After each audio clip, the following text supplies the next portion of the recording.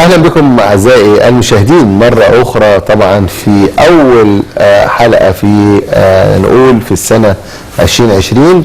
معانا في الجزء الثاني الكابتن او حلقه خاصه عن رياضات الصم، وطبعا نعرف عن انجازاتهم وايه اللي ان شاء الله الفتره القادمه ايه اللي هم هيشاركوا فيه او ايه البطولات القادمه. فيسعدنا اعزائي المشاهدين ان يكون معنا الكابتن سيد مسعود رئيس لجنه الصم. اهلا بيك يا كابتن سيد. نورنا.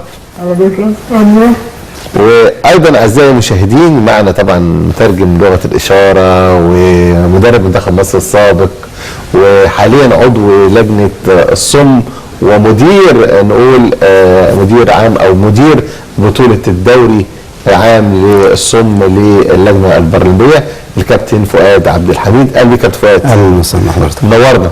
حضرتك طيب. كابتن فؤاد يعني ليك تاريخ كبير ايام ما كنت مدير فني وسمعت ان شاء الله انت قريب هترجع تاني، وكان ليك انجازات مع المنتخبات المصريه، يا ريت نقولها للساده المشاهدين.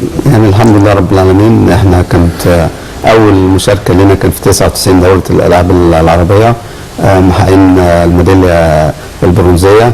بعد كده البطوله العربيه في 2010 كنت انا المدير الفني ساعتها، واخد اول العرب.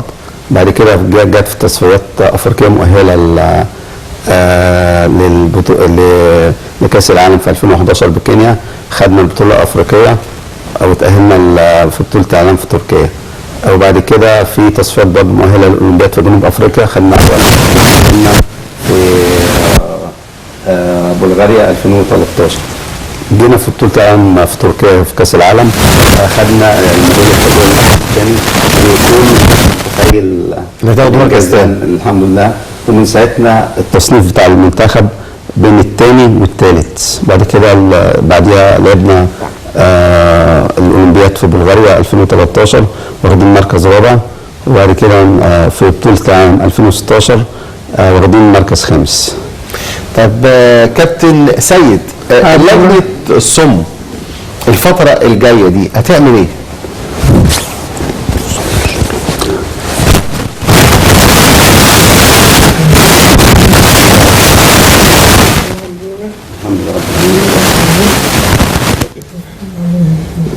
بقول لحضرتك ان في انديه كتير شغاله في الدوري.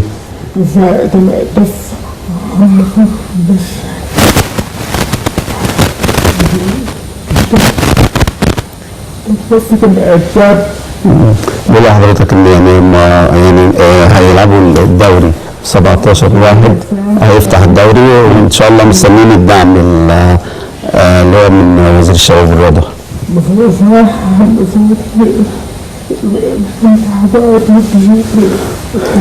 بيقول حضرتك دي المفروض الدعم يتوزع يكون مبلغ كبير، على اساس احنا عندنا بطوله الدوري العام بتحتاج مصاريف لبس وانتقالات بعيده وانتقالات لبس. بقول لحضرتك يعني في دوري ملك الشباب اللي هو يعتبر يعني شطر فيه 5 مليون على عدد صغير، واحنا كأندية 65 نادي، احنا عندنا انديه كتير الدعم بتاعنا ضعيف. فيعني بيقول لحضرتك يعني محتاجين دعم. انتوا تبع اللجنه البرلمانيه، يعني كدعم اللجنه البرلمانيه فبيختلف عن دعم وزاره الشباب لبطوله مراكز الشباب. لا، هو الدعم كله بيجي من وزاره الشباب. من الوزاره. كان بيجي لنا لمراكز الشباب 15,000 جنيه بنلعب بيه الدوري، فده مبلغ قليل جدا. وبرضه في الانديه برضه كان المبلغ ضعيف، بيتراوح بين 10 و15,000 جنيه. عدد الانديه قد ايه؟ 65 هيئه. بقول لحضرتك ان في ناس عايزين يشاركوا، بس طبعا عشان الدعم والحاجات دي وفي 41 نادي و24 مركز شباب مشتركين معانا في الدوري. عدد الصم اللي في مصر عموما قد ايه؟ كالصم كرياضيين ولا عموما وبعدين الرياضيين؟ الصم كله في مصر كام؟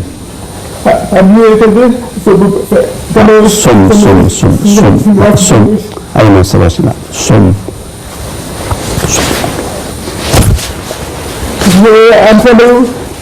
يطلعوا 5 مليون 5 مليون 5 مليون كتير. والرياضه والرياضيين كان اللي بيلعبوا كوره كام؟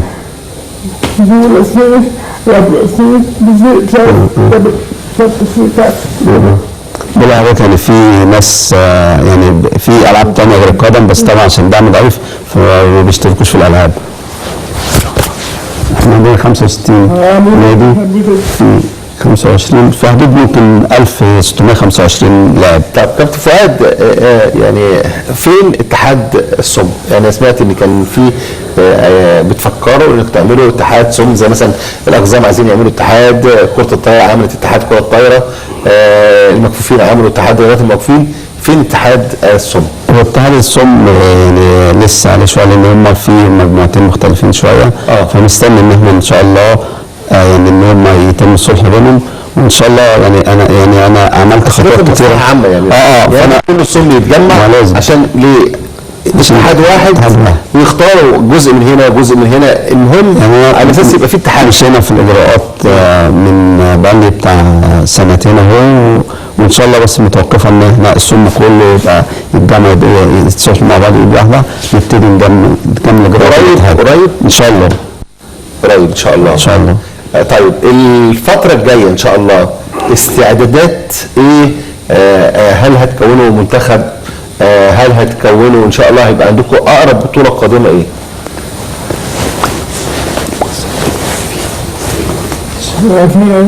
في ان شاء الله. بقول لحضرتك يعني بعد 17 واحد لما الدوري يبتدي ويتفرجوا على اللعيبه يبتدي من 17 واحد لغايه كام؟ منين؟ الدوري من 17 يناير لغايه قد ايه؟ كام؟ ده التصفيات الاوليه لغايه 21/2 من 17 بنتهي 21/2. بعد كده بنطلع احنا عندنا اساسا الدوري الممتاز عندنا 16 فرقه موزعين على 4 مجموعات. بناخد اول من كل مجموعه يبقى عندنا 4 وبيطلعوا دور الاربعه. بنعمل قرعه، بعد كده بيطلع المغلوب الكسبان مع الكسبان بالنهائي، والخسران بيلعب بقى الرابع مثلا. وبعد لا قرعه تبقى قرعه، يعني احنا بنطلع اول من كل مجموعه. خدت 4 بنشوف اللي هيلعبوا، الكسبان هيلعب على النهائي والخسران هيلعب على الثالث القرعه. بالقرعه وشغلنا كله بالقرعه عشان ما نحبش اي حد. بالنسبه ده للدوري الممتاز. بعد كده الدوري الدرجه الاولى ده لازم مش متحدده مثلا اول المجموعه الاولى يلعب اول المجموعه الثالثه. لا مش متحدده. المجموعه الثانيه يلعب المجموعه الرابعه وهكذا. لا احنا بنعمل قرعه كل حاجه عشان يبقى في شفافيه. احسن. تمام. الحاجه الثانيه احنا عندنا 13 مجموعه دوري، احنا عندنا 16 مجموعه دوري ممتاز، وعندنا 13 مجموعه دوري الدرجه الاولى. بنلعب دوري من دورين على ملعب يعني الانديه بتاعتهم في كل المحافظات من اسكندريه لاسوان. وبعد كده بنوزعهم على حسب الموقع الجغرافي باختلاف دوري الممتاز، ان احنا بنعمل قرعه لان احنا وبنطلع اول مجموعه بنعملهم دوري من دور واحد، بناخد 4 يعني بيقسموا 4 مجموعات، اول من كل مجموعه يطلع دوري الممتاز، والاخر المجموعات في الدوري الممتاز ينزل 4 طالعين و4 نازلين. تمام. طيب ايه البطولات القادمه ان شاء الله يا كابتن سيد؟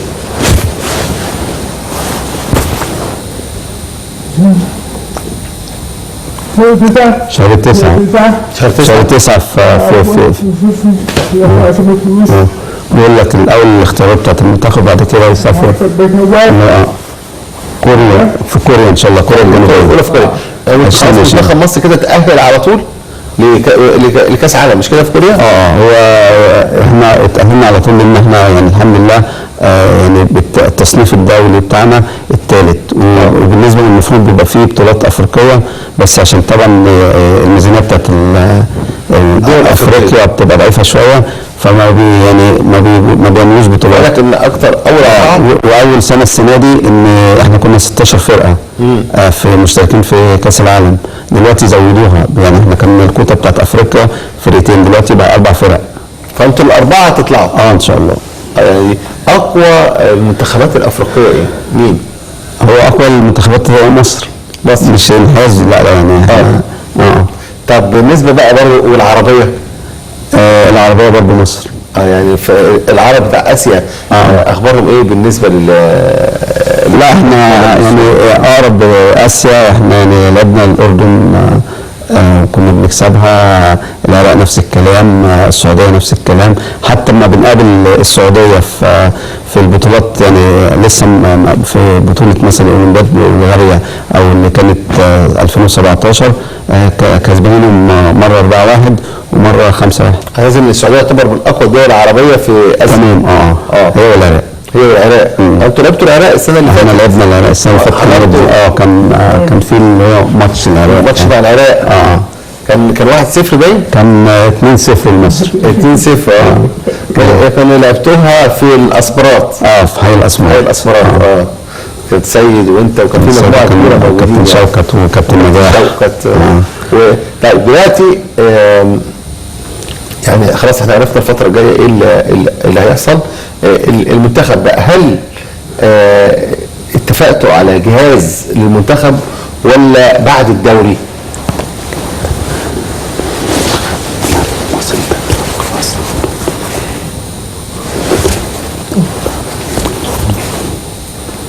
فؤاد وإيهاب تفنسوا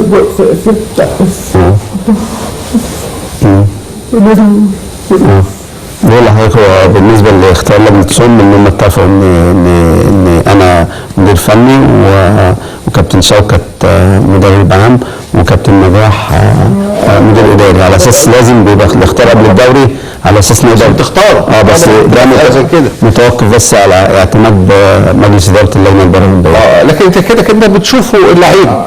لازم طبعا من خلال الدوري. لجنه الصم عملت توصيه للجنه البرلمانيه على مجلس الاداره. فدي كويس. جهاز 3 قبل كده كان اكتر من 3.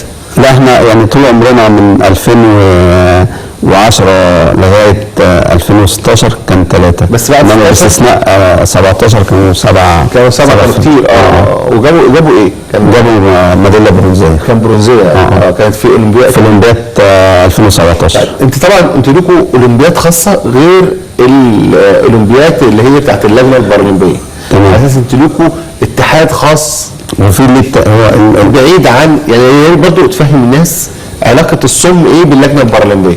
لا هو اقول لحضرتك على حاجه، هو في جميع اللي هم يعني الدورات الاولمبيه بيبقى في اللي هي دوره الاولمبيات اللي هي الاسواق، بعدها المعاقين الحركي اللي هي البارالمبيه، وبعدها اللي هو الديفليمبيك اللي هو الصم اللي هي اولمبياد يعني الصم. هم يعني كل دي لجان اولمبيه خاصه، يعني اللجنه الاولمبيه خاصه بالاسواق، اللجنه البارالمبيه خاصه بالمعاقين بالحركي، اللجنه اللي هي الاولمبيه بالنسبه للديفليمبيك اللي هي خاصه بالصم.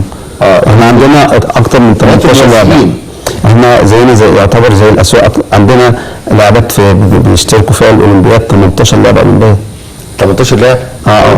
لا بعدين كرة قدم زي لعيبه زي كرة القدم. يعني انتوا اسواق، يعني انتوا القصه بقى يعني انتوا بس ما تسمعوش. هي دي فتلاقي عندكم السباح، وهتلاقي عندكم اللي بيلعب في مصارعه وفي دراجات وفي كرة اليد وفي الطايرة، ألعاب كتير جدا. بس هنا في مصر طبعا عشان العمل بيبقى ضعيف هو كرة القدم. عشان فؤاد شوية بس العامل اللي شوية الشغل والشغل. لا عادي ما كلنا يعني انت انا قصدي انت اكتف يعني. فده الحمد لله طبعا انا معاهم يعتبر من 1995 والحمد لله. اول دوري كنت انا المسؤول عنه برضه، كان خماسيات وبعد كده عملناها دورات مجمعة.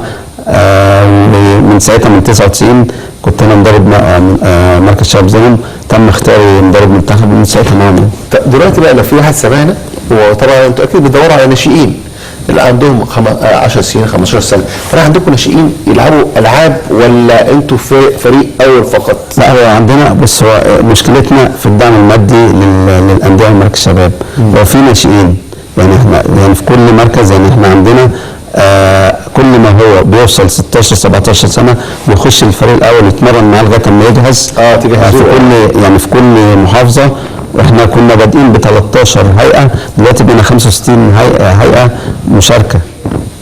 يعني يحصل بقى كشف للسمع. انا دلوقتي واحد عنده قريبه عنده ضعيف في السمع، تمام، يعمل ايه عشان يمارس الرياضه؟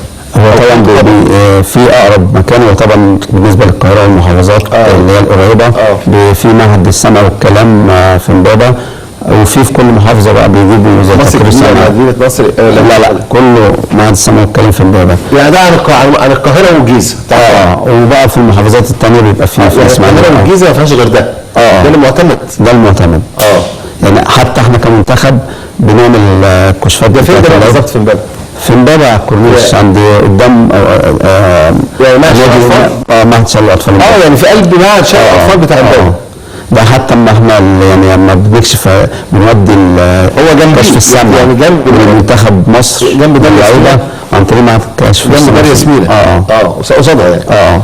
مش معهد شلل الاطفال بتاع لا ده معهد اسمه السمع. يعني اي واحد دلوقتي عايز يلعب رياضه يروح الاول عند مركز هو بيبقى اوريدي هم صغيرين بيبقوا عندهم كشف سمع، لان هم بيبقوا طالعين من المدارس. تمام. اوريدي كل واحد اوريدي كل عارف ايه هو بس بيجدد. يجي يلعب يجي بقى عندكم في ذهنهم او يجوا في انتوا بتتمرنوا فين؟ لا ما على حسب في كل نادي يعني احنا عندنا 65 نهايه. في نادي الرياضه اتحاد كفر الشيخ، في مركز شباب البحري، في القاهره في القاهره، في عندنا مركز شباب المعادي، مركز شباب زينهم، نادي النصر. نادي النصر فيه نادي الامام اللي هو بتاع المعاقين، مركز شباب السيره. تمام. يعني نادي النصر انديه، في انديه في نادي الالوب، نادي الالوب، نادي القناطر، كل ده موجود. تمام. يعني قصدي طبعا ان نادي النصر كمان فاتح للسم. حاجه شيء جميل يعني. كابتن عمرو عبد الحق طبعا ودكتوره سهر عبد الحق. لا ما بيتاخروش عن الفرقه. كويس جدا يعني. ونتمنى الفرق اللي هي مثلا زي الاهلي والزمالك ان هم يعملوا لهم يبقى في فرق. عشان كلمه اخيره الوقت هيخلص. انت تتمنى ايه يا كابتن سيد او ايه اللي تطلبه؟ بإذن الله تفويض الساعة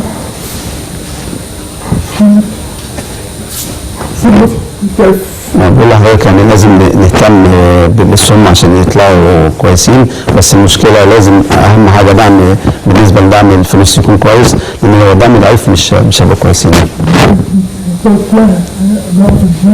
انا بقول لحضرتك يعني في القاهره بس سم، لا في محافظات كتير.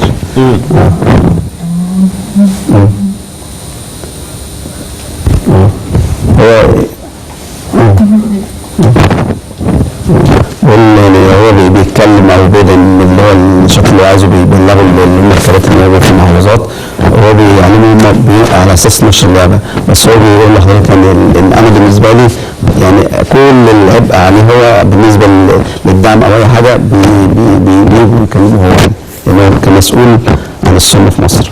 طب انت تتمنى ايه يا كابتن فؤاد؟ اتمنى يعني ان يعملوا السم زي بقيه الاعاقات، لان احنا لا حصلنا معاقين ولا حصلنا اسوياء للاسف. تاني حاجه اتمنى وزير الشباب والرياضه ان احنا قدمنا طلب لكل نادي 100,000 جنيه لكل نادي، يعني 6 مليون ونص. هو للاسف بدأ دوره تنشيطيه ب5 مليون اللي هم دوره مركز شباب. يعني الدوره دي التنشيطيه ما لهاش يعني ايه اهتمام، ليها اهتمام بس ايه يعني ما بينتجش عنه منتخب مصر. انما الدوري المصري العام اللي هو تبع اللجنه البرازيليه، هو مش اللعيبه اللي بيلعبوا عندك هو يلعب عنده؟ هو المفروض يعني بيعملوا لهم احتكاك. لا هقول لحضرتك على حاجه. هو المفروض احنا كان في خلاف بيننا وبين القائمين على المكتب الظلام لما نزلوا السن ل 25 سنه بيلعبوا دلوقتي 30 دقيقه. فالحاجه الوقت بتاعكم كام اصلا؟ هو دوري عادي 45. يعني انا عارف، انا بس ببين للساده المشاهدين يعني. انت لا هو كام؟ هو فطبعا هو بالنسبه له نشاط ترفيهي، احنا بالنسبه لنا نشاط عشان بنكون المنتخب اللي بيمثل العالم، فده بيديله 5 مليون واحنا كبرنا. يعني السنه اللي فاتت ما حصلناش 400,000 ل 65 هيئه. طب هل لما اللعيبه اللي عندك بيلعبوا مثلا في الدوري، مثلا نقول واحد بيلعب 10 ماتشات وبيلعب معاهم هناك كام ماتش؟ بص حضرتك، هو المكتب زليان مش معترف ان اللعيبه دول هم دول. هو بيقول لك لا انا بسيب الشريحه بتاعتكم اللي هم الكبار اللي هو فوق ال 25 سنه للجنه البرلمانيه اللي بتعمل دوري، وهم اقل من 25. هم اقل من فده مش هتلاقي العدد. هو مش صح كمان، لان كل ما هو تم 17 18 سنه عندنا في اللجنه البارالمبيه. هقول لحضرتك اللي يثبت الكلام ده ان هم احنا بدانا الدوري 17 واحد. في ناس تلعب هنا وفي ناس هنا تلعب. لا 17 واحد وهم عندهم تجمعات 15 واحد، ففي تعارض لان احنا قلنا لهم لازم تنسق مع اللجنه البارالمبيه تنسق في المواعيد. قال لك لا دي بطولتنا واحنا حرين خلاص. دلوقتي معظم الانديه عايزه تاجل، فقلت لهم لا طبعا عشان لاعبها معاهم. هم اللعيبه اللي هنا، هم اللعيبه هناك بتاخد مزايا اكتر من اللي هنا. لا حاجات هو بس بالنسبه طبعا بيدوهم 500 جنيه كراتب، بيوفر لهم مواصلات، بيوفر لهم اقامه. بس 500 في الايه في كفور تجمع؟ لا 500 جنيه فتره التدريب كلها، ممكن 5 شهور ولا حاجه قبل لما يخلص. فبيدوم لبس كل واحد ب 500 جنيه. بالنسبه للمبلغ ده برضه اعترضوا لانه قليل. فهمت. هي كلها حسب الامكانيات. اكيد اتمنى يكون في يعني نقول يعني اتصال بينكم والله وتحديد المواعيد. كلهم حتى اللجنه البارالمبيه بعت الجواب على اساس تعديل السن، رفضوا. كلمناهم في حته ان اللجنه البارالمبيه هي الاساس، قال لك لا ده غير ده، احنا بنستهدف غير المجموعه. خلاص هم ليهم سكتهم مراكز الشباب واحنا ليه الانديه. مفيش مشكله، لا احنا الاثنين على فكره مش مراكز شباب. على العموم الوقت للاسف انتهى، وانا يعني حضرتك شرفتونا. شكرا يا كابتن فؤاد. شكرا يا كابتن سيد، وشكرا لكم اعزائي المشاهدين، ونشوفكم على خير ان شاء الله الاسبوع القادم. وما تنسوش الاعاده بكره الساعه 6 صباحا.